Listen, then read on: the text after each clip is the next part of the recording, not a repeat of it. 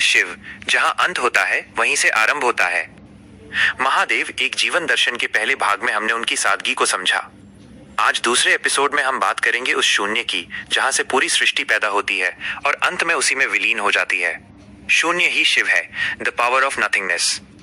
विज्ञान कहता है कि ब्रह्मांड का अधिकांश हिस्सा खाली स्पेस है। आध्यात्मिक रूप से वही खालीपन शिव है। जब आप अपने भीतर के शोर को शांत करते हैं तो जो मौन बचता है वही शिव तत्व है। शिव सिखाते हैं कि खुद को शून्य कर लेना ही अहंकार से मुक्ति का एकमात्र रास्ता है। जो शून्य हो गया वही अनंत इन्फिनिट हो सकता है। कंठ में विष, मुख पर मुस्कान, मैनेजिंग नेगेटिविटी। समुद्र मंथन का विष शिव ने अपने कंठ में धारण किया। यह जीवन का सबसे बड़ा मैनेजमेंट लेसन है। दुनिया आपको कड़वाहट देगी, बुराई देगी और चुनौतियां देगी। शिव सिखाते हैं कि उस विष को न तो दूसरों पर उगलना है और न ही उसे अपने दिल भीतर तक ले जाना है। उसे कंठ में रोककर अपनी ऊर्जा को लोक कल्याण में लगा देना ही नीलकंठ होना है। तीसरा नेत्र दृष्टि नहीं, दृष्टिकोण, द विजन।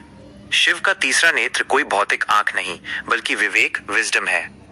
जब हमारी सामान्य दो आंखें केवल बाहरी दुनिया और मोह माया को देखती हैं, तब विवेक की तीसरी आंख हमें सत्य दिखाती है। यह सिखाती है कि काम, क्रोध और लोभ को जलाकर ही ज्ञान का प्रकाश पाया जा सकता है। चंद्रमा और गंगा, संतुलन का सार। एक ओर मस्तक पर शीतल चंद्रमा है और दूसरी ओर जटाओं में वेगवान गंगा। ये प्रचंड शक्ति और परम शांति का संतुलन है।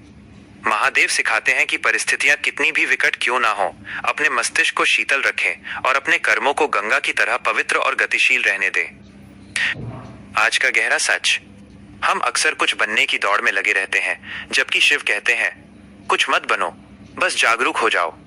जिस पल आप अपनी कमियों को स्वीकार कर लेते हैं और अपने भीतर की शांति से जुड़ जाते हैं, आप शिव की ओर अपना पहला कदम बढ़ा देते हैं। शिव कोई व्यक्ति नहीं जो कहीं दूर कैलाश पर बैठे हैं। शिव वो मौन है जो आपके हर शब्द के पीछे छिपा है।